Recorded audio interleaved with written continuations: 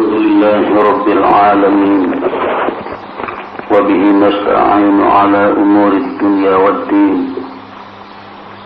أشهد أن لا إله إلا الله وحده لا شريك له وأشهد أن محمدا عبده ورسوله وأصلي وأسلم على محمد وعلى آله وأصحابه أجمعين. أما بعد،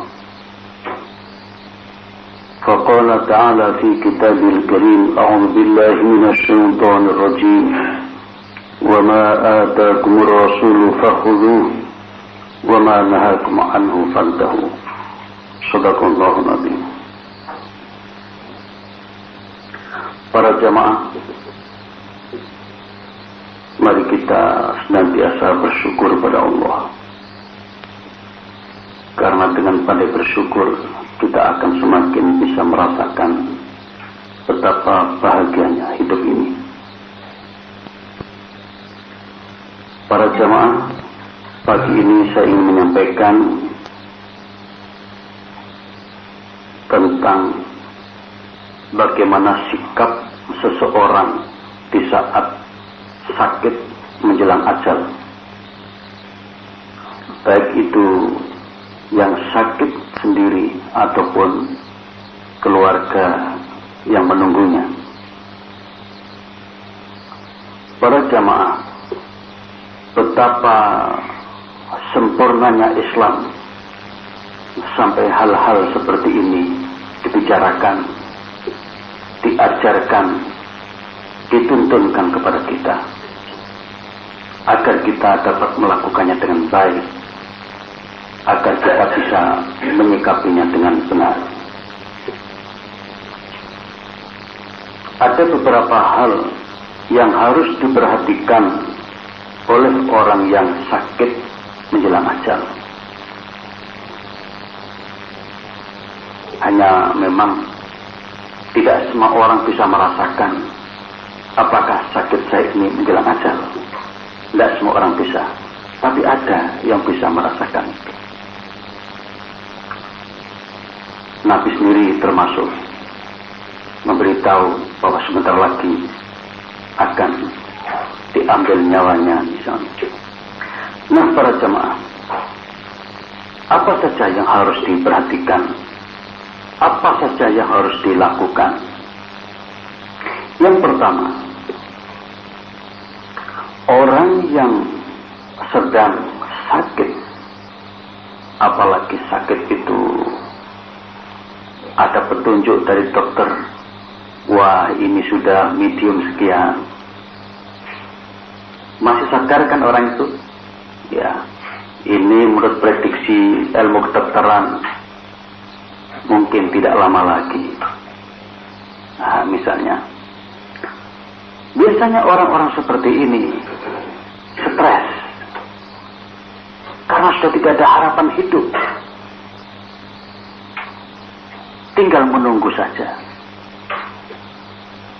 Pada saat seperti ini, para jamaah, seseorang wajib menerima qada, ketentuan dari Allah Subhanahu wa Ta'ala.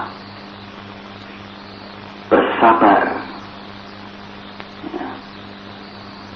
bersabar dalam menghadapinya, menghadapi situasi yang seperti itu. Dan yang lebih penting lagi adalah berhusnuzon, berprasangka baik kepada Allah bahwa apa yang akan terjadi itu, itulah yang terbaik untuk dirinya. Dan kalau orang itu beriman betul, maka di situ ada keyakinan kalau Allah membuat keputusan, pasti itu ada hikmahnya.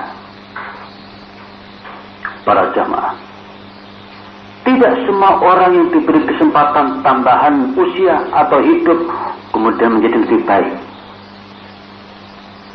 Ada kalanya orang itu ketika diberi kesempatan tambahan hidup, misalnya tambah usia, tetapi malah enggak garu-garuan. Orang semacam ini tentu saja lebih baik, tidak usah tambah saja. Memang ada orang yang pandai mengambil peluang itu. Nah, anggap saja untuk kita ini, kita masih dapat kesempatan. Ya, maka ketika kita sadar, oh ya, aku masih diberi waktu untuk berbuat baik kepada Allah Subhanahu wa Ta'ala. Nah, untuk itulah maka di saat seseorang apalagi dapat vonis dari dokter, kok Anda ini sakitnya begini, sehingga tidak ada harapan lagi, tambah lebih panjang lagi, ya sudah, yang paling bagus adalah berhusnuzon kepada Allah, berprasangka baik kepada Allah, bahwa inilah yang mungkin terbaik. Nah, di dalam hadis sahih riwayat Muslim dari Jabir bin Abdullah, 3 hari menjelang Nabi wafat masih sempat berwasiat atau memberi nasihat kepada sahabatnya. Kata beliau, la yamutanna ahadukum illa wa huwa yuhsinu dhanna billahi azza wa jalla. Janganlah seseorang di antara kami meninggal kecuali berhusnudzon, berprasangka baik kepada Allah. Jadi artinya begitu kita dapat ya sinyal atau apalah atau isyarat bahwa kematian semakin dekat dan sakit yang kita derita kok sedemikian rupa, selain tadi bersabar menerima qada ketentuan Allah Subhanahu wa Ta'ala, kita harus berprasangka baik. Ini mesti yang terbaik yang diberikan Allah kepada kita. Inilah akhlak seorang muslim, selalu berprasangka baik kepada Allah Subhanahu wa Ta'ala. Yang kedua, para jamaah, setiap orang harus menjadikan suasana sakit yang dideritanya itu justru untuk mendekatkan diri kepada Allah. Semakin orang itu lama sakit yang dideritanya, hendaknya orang itu pandai-pandai memanfaatkan waktu untuk mendekatkan diri kepada Allah. Mungkin memperbanyak istighfar, mohon ampun, banyak melakukan introspeksi, muhasabah, mengingat-ingat di saat sehatnya melakukan apa saja. Mungkin teringatlah dosa-dosa, lalu minta ampun kepada Allah Subhanahu wa Ta'ala. Para jamaah, kalau seseorang pandai memanfaatkan kesempatan di saat sakit, kemudian untuk mendekatkan diri kepada Allah, maka orang ini menjadi orang yang sangat beruntung tanda petik. Karena apa? Ketika dia sakit seperti itu, dia bisa menghadapi dengan sabar, dia bisa husnudzon kepada Allah, dia semakin dekat pada Allah, maka dosa-dosanya akan diampuni oleh Allah Subhanahu wa Ta'ala. Di dalam sebuah hadis diterangkan bahwa suatu ketika Abdullah mendatangi Nabi yang sedang sakit. Ini cerita tentang orang sakit.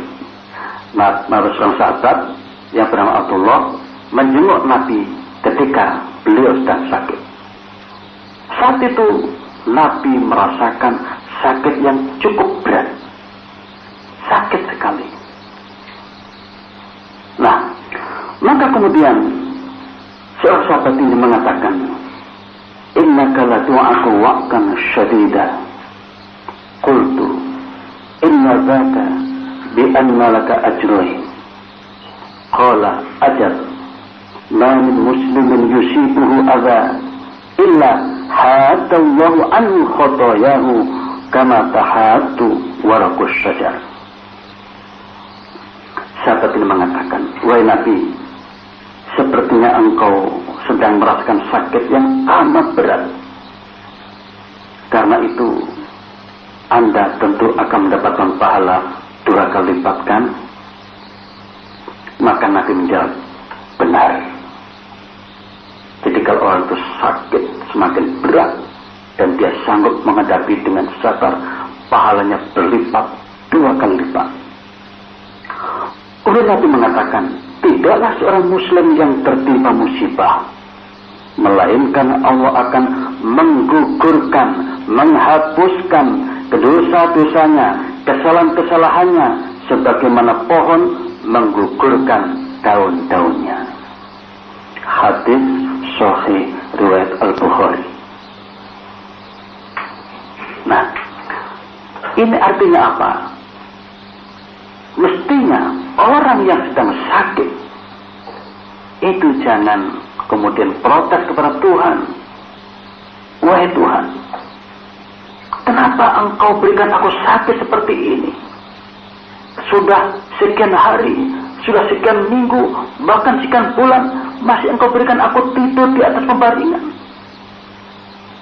Siksaan apalagi yang Kau berikan pada diriku? Kadang-kadang ada orang protes seperti ini.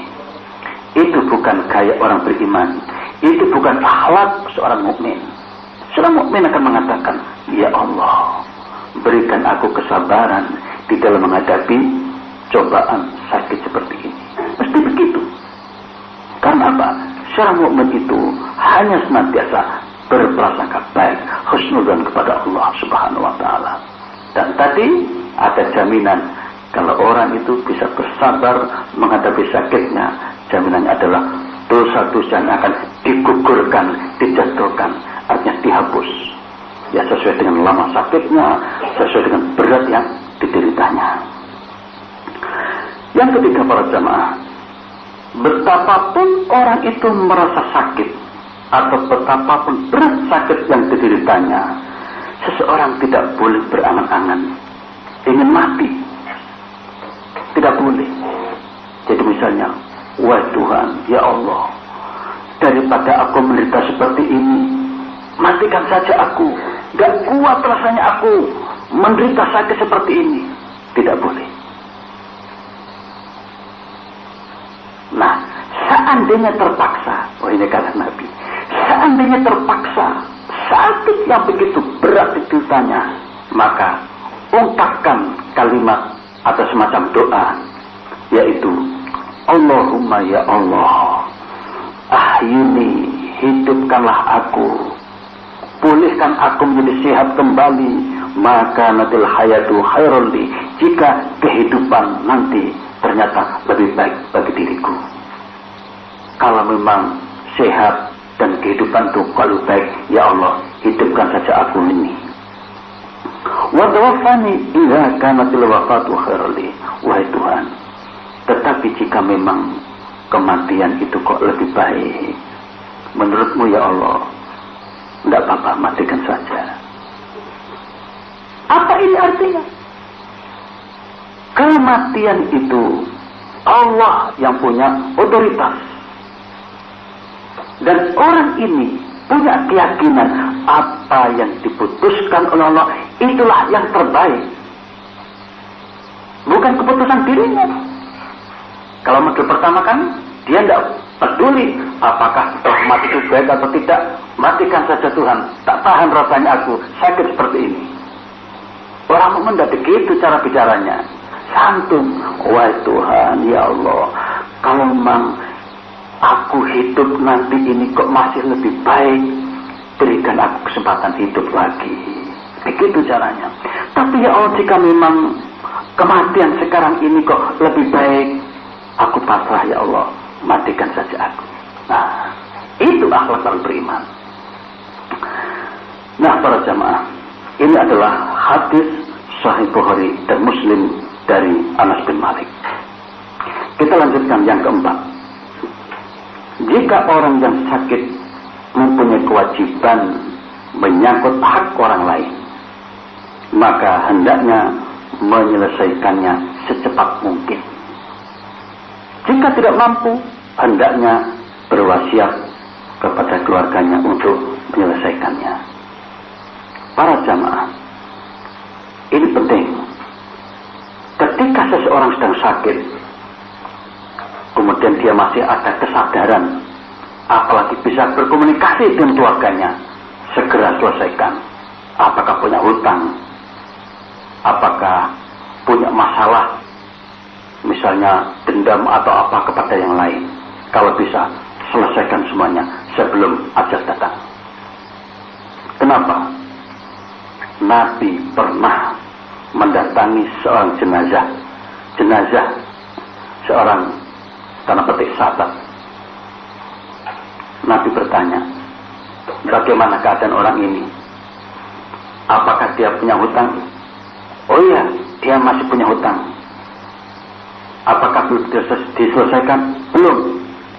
Kalau begitu, kalian saja yang mengurusnya. Apa artinya? Nabi tidak mau menyolatinya. Nabi tidak mau menyolatinya. Karena apa? Orang ini dalam keadaan punya tanggungan hutang. Ya, kita tidak tahu apakah orang ini sengaja. Apa itu, kan ada orang yang punya hutang, tapi punya duit, tapi nggak bayar-bayar. Terus gampang, nemplang bayar. Nah, itu bukan akhlak seorang mukmin yang suka nemplang itu. Begitu dia sanggup, langsung bayarkan. Begitu saking inginnya Nabi itu punya umat yang tidak nemplang, sampai punya sabda mengatakan, sebaik-baik orang di antara kamu adalah orang yang ketika bayar utang. Loh, sampai seperti itu. Saya ingin motivasi kepada umatnya kita ini, agar supaya begitu punya hutang dan punya sanggupan langsung dibayarkan. Yang para jamaah, di dalam hadis yang agak sedikit panjang ini, hadis ini adalah hadis riwayat Bukhari dan Al-Baihaqi. Diterangkan bahwa besok pada hari kiamat,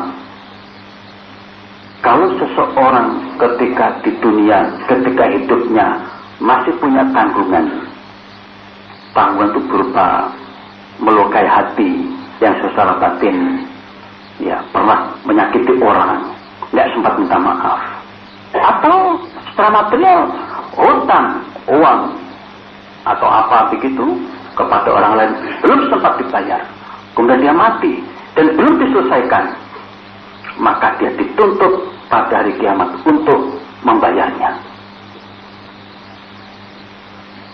Nah, lebih lanjut dikatakan Nabi, pembayaran itu tidak mungkin, nggak punya uang dia.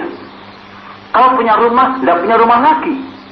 Maka pembayarannya adalah dengan amal-amal soleh yang pernah dia lakukan ketika di dunia.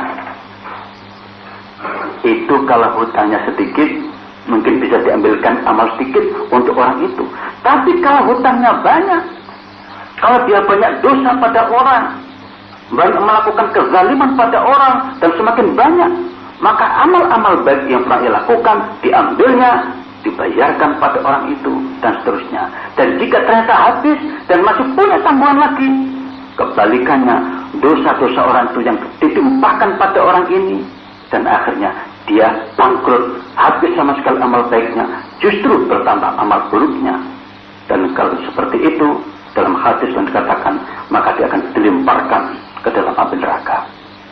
Na'udzubillah min dzalik. Nah, ini artinya betapa pentingnya orang ini mumpung masih hidup menjelang ajal tadi, segera wasiatkan kepada keluarga.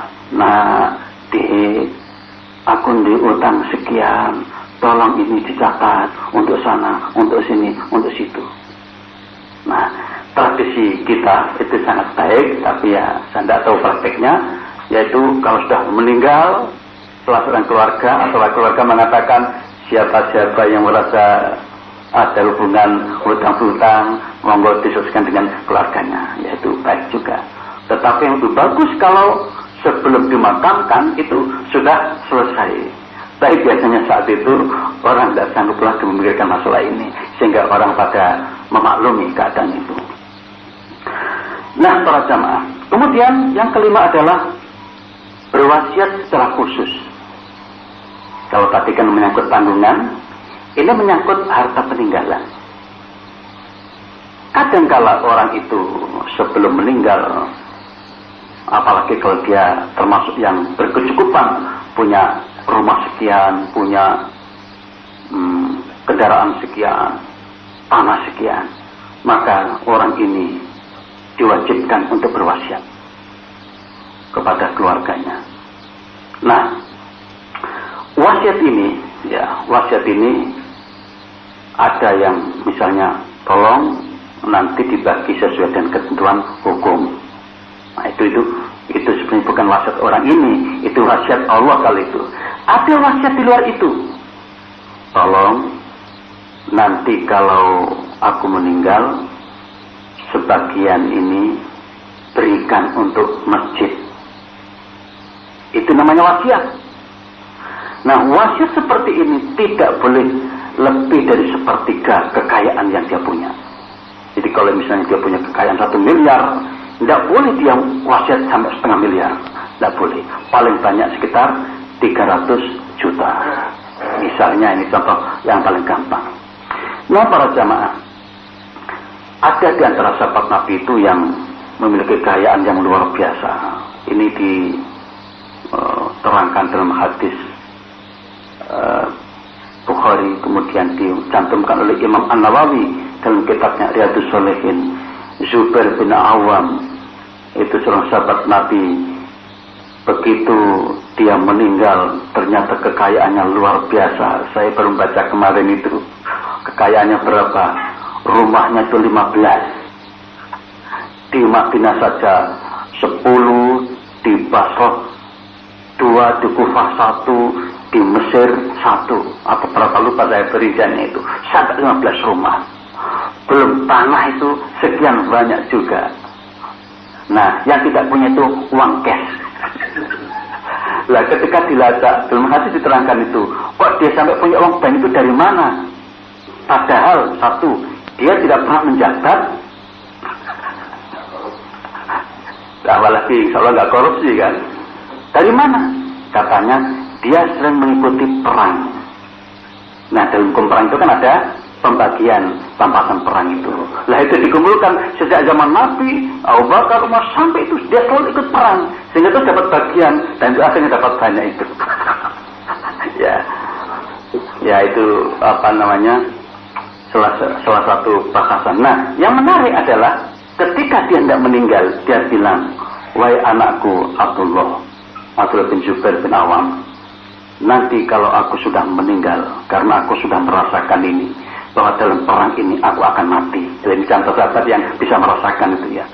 Aku merasakan bahwa dalam perang ini nanti aku akan mati, perang Jamal saat itu. Dan setelah betul dia mati. Nah, sebelum itu dia berpesan, maka seluruh harta yang aku punya ini, tolong jangan lupa hutang-hutangku bereskan dulu. Nah, ini terkait dengan materi. Hutang-hutangku bereskan dulu. Kalau sudah beres dan masih tersisa, bolehlah sepertiga untuk anak-anakmu. Kebetulan Abdul punya anak 18. 9 putra, 9 putri. Itu kebetulan beranak banyak ini. Nah, akhirnya setelah itu selesai, dan yang menarik ini untuk kita catat para jamaah, Abdullah ini di dalam melaksanakan wasiat bapaknya itu, untuk menyelesaikan hutang-hutangnya itu tidak gampang. Di antaranya adalah ada saja kan mungkin yang tidak tercatat atau tidak terpantau, tidak teringat. Maka setiap tahun dia memberikan woro-woro pengumuman kepada publik, pada masyarakat luas. Kalau zaman sekarang mungkin pakai koran, pakai televisi seperti di Antv itu kan ada langsung info itu. Nah, itu dia lakukan selama 4 tahun. 4 tahun. Jadi setiap tahun dia mengumumkan siapa yang pernah ada utang-utang dengan bapak saya, tolong datang kemari, nanti akan kami bayar. Itu sampai 4 tahun. Setelah 4 tahun baru warisan itu dibagi. Luar biasa. Saking takutnya kalau di antara beban orang tuanya itu tidak sampai terselesaikan. Nah, para jamaah di dalam hal wasiat ini, di dalam Al-Quran surat Al-Baqarah 180 disebutkan bahwa kutiba alaikum idza hadara ahadakumul maut in taraka khairan lil wasiyah lil walidaini wal aqrabin bil ma'ruf haqqan 'alal muttaqin. Jadi intinya berwasiat ini memang diperlukan. Untuk itu ya sedapat mungkin kita yang memiliki pengetahuan tentang ini mengingatkan pada keluarga kita, saudara kita, masyarakat luas di sekitar kita untuk mengamalkan perintah ini. Kemudian yang keenam para jamaah, menjelang kematian. Nah, ini orang-orang yang ada di sekitarnya hendaknya melakukan hal-hal sebagai berikut. Paling tidak 2 hal. Ini menyangkut orang lain sekarang. Ya. Apa itu? Yang pertama, menalkin. Talkin itu menuntun, mengajari kepada orang yang sakarat atau menjelang wafat itu dengan kalimat La ilaha illallah. Hal ini berdasarkan hadis Nabi yang berbunyi laqinu mautakum la ilaha illallah. Ajarilah orang-orang yang hendak menghadapi kematian itu dengan kalimat la ilaha illallah. Tidak ada Tuhan kecuali Allah. Nah, ini hadis sahih riwayat Muslim. Para jemaah dalam prakteknya memang tidak mudah ini. Orang yang sudah dalam sulit ya, situasi sulit seperti itu, tidak mudah untuk mengajarkannya. Kemudian ketika kita membacakan, dia menirukan. Tapi ada orang yang masih sadar itu. Nah, karena itu kita harus berprasangka baik juga.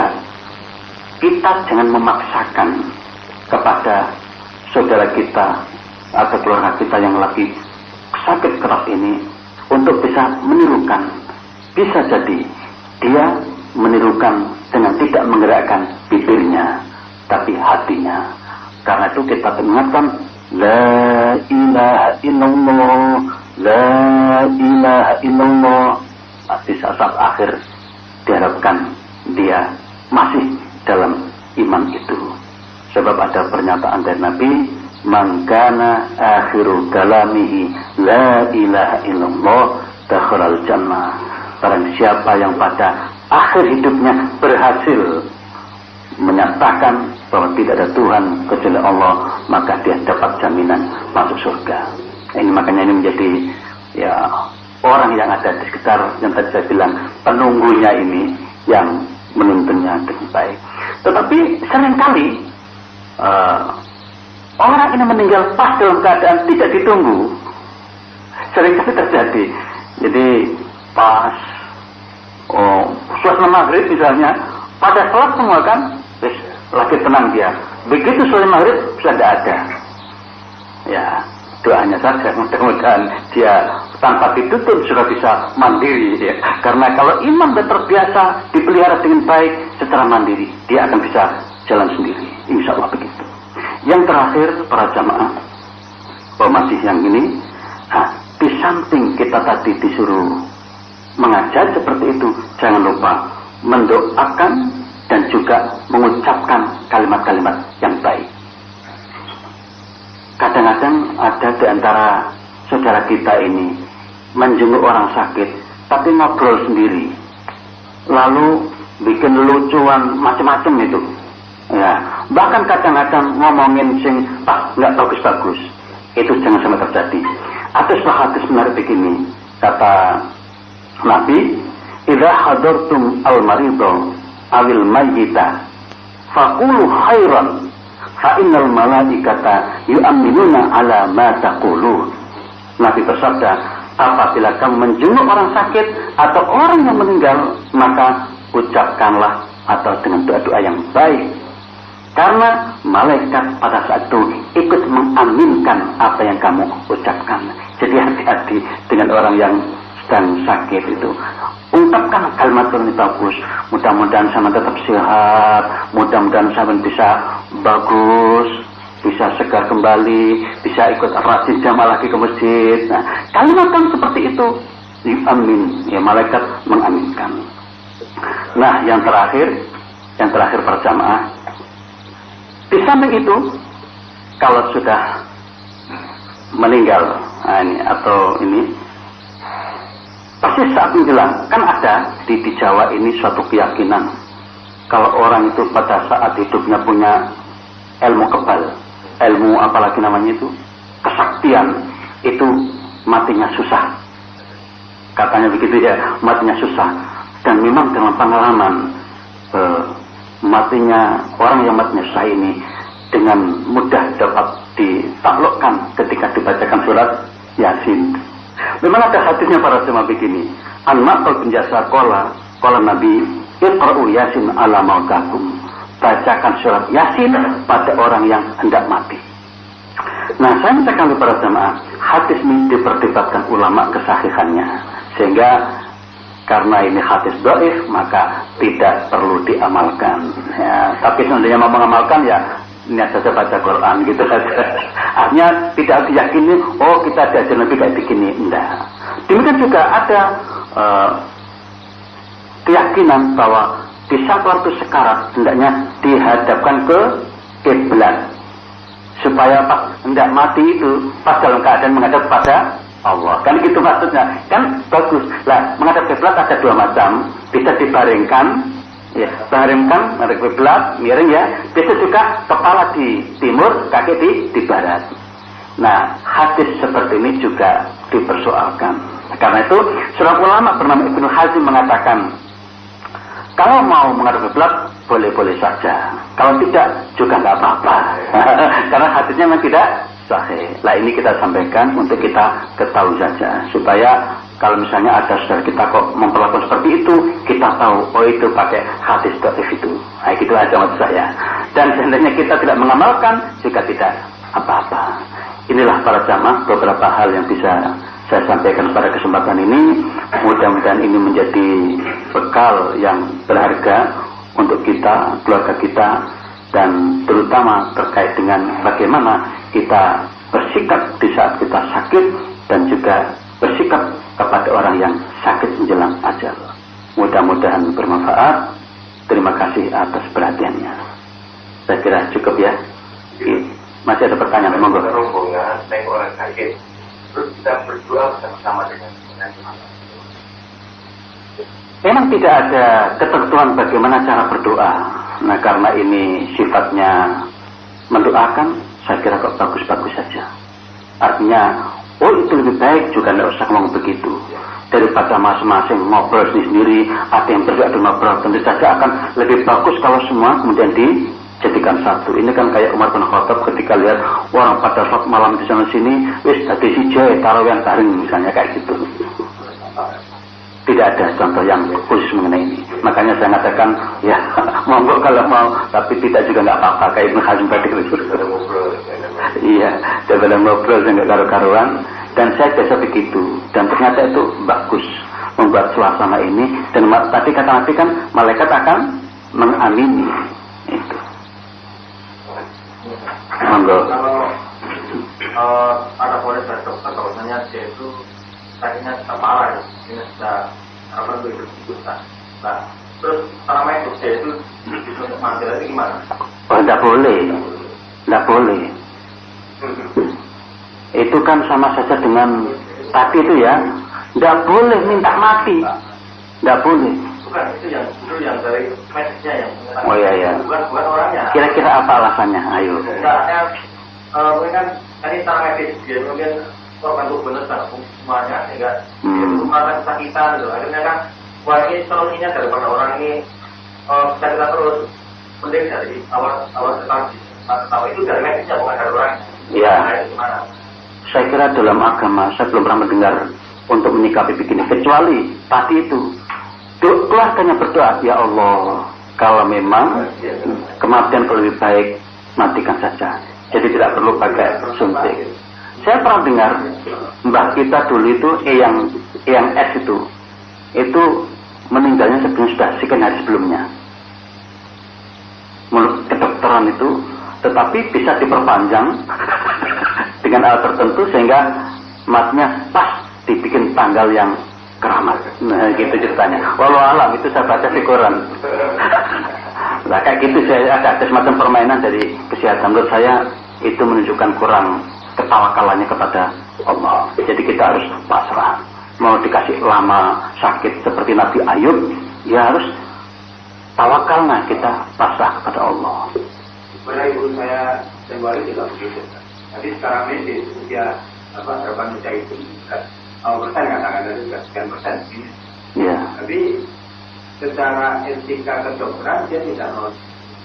Jadi antara keluarga saya dengan dokter, akhirnya ya sudah kalau memang seperti itu kalau pulang saja ini karena Oh ya, begitu aja, biar nggak bayar kan? Ya ini saya lihat itu gitu. Etika kedokterannya sendiri Nggak boleh Pak ya? Oh nggak boleh. Jadi mungkin dokter yang sudah stres itu nggak capek ngurus itu sama gitu. Jadi saya kira itu yang bagus dan itu sangat manusiawi. Jadi kasihan orang kok itu namanya dibunuh kan? Ya dibunuh dengan cara tertentu. Sebaiknya keluarganya itu berdoa, ya Allah, jika memang kehidupan kok masih lebih baik, berikan dia kesempatan hidup lagi. Tapi jika kematian lebih baik, ya sudahlah ya Allah, Engkau yang berkuasa, selesaikan saja. Enggak.